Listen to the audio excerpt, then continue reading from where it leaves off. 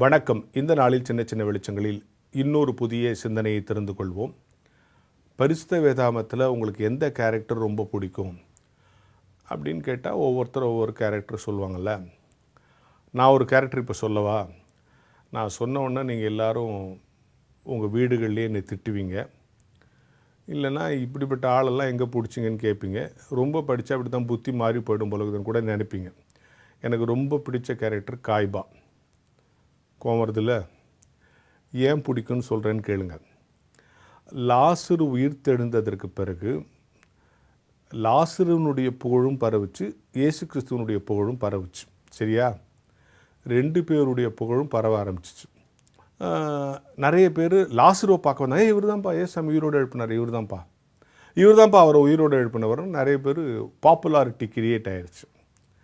இது ஒரு பக்கம் விசுவாசத்தை வளர்க்குது, அவருக்கு பின்னால் வர்ற நியூமரிக் ஸ்ட்ரென்த்தை இன்க்ரீஸ் பண்ணுது. இன்னொரு பக்கம் இந்த ஆலோசனை சங்கம் இருக்க, அது பயப்படுது.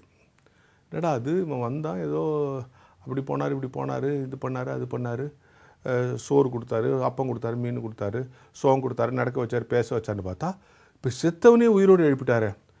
கூட்டம் ரொம்ப புகழ் பரவுது. ஒருத்தனுக்கு புகழ் பரவுனா ஆலோசனை சங்கத்துக்கு பிடிக்காது. அதனால் அவங்க என்ன பண்ணுறாங்க, ஐயோ இப்படி எல்லாரும் அவன் பின்னால் போடுவாங்க, நம்ம பதவிக்கு ஆபத்து வந்துருமோ.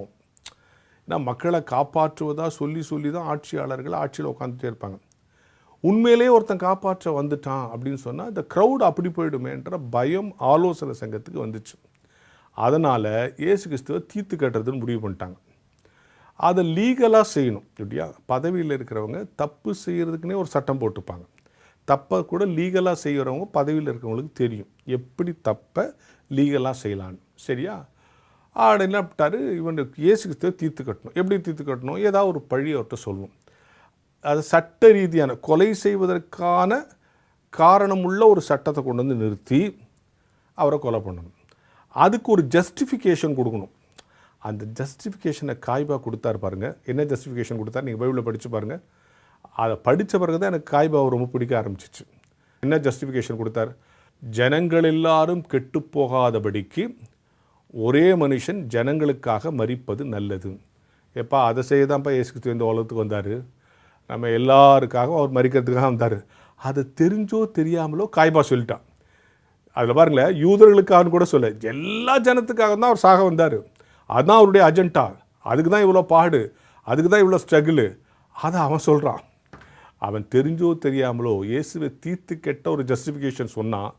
ஆனால் அதுதான் கடவுளுடைய திட்டம். புரியுதுங்களா? அதுக்கப்புறம் ஏசாமி சிலுவையில் உயிர் தெரிந்த பிறகு காய்வை யோசித்துருப்பான்ல, அடடா நம்ம இதை ஒரு குற்றச்சாட்டை ஜஸ்டிஃபிகேஷன் பண்ண சொன்னோம், அதை தான் இவர் செஞ்சே இருக்கிறாருன்னு யோசித்துருப்பான்ல.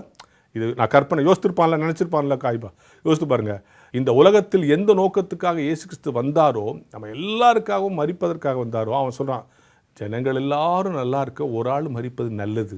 அதனால் இந்த கொலை தப்பு இல்லைன்னா, எப்பா நீ செய்ய வேணாம், அதை செய்யறதுக்கு தான் சிலுவையில் தன் உயிரை கொடுக்கறதுக்கு தான் அவரே வந்திருக்கிறாருங்கிற விஷயம் அவனுக்கு அப்போ தெரியல. எனவே தெரிந்தோ தெரியாமலோ இறை திட்டத்தை உச்சரித்து விட்டதால் எனக்கு கொஞ்சம் காய்பாவை பிடிக்கும்.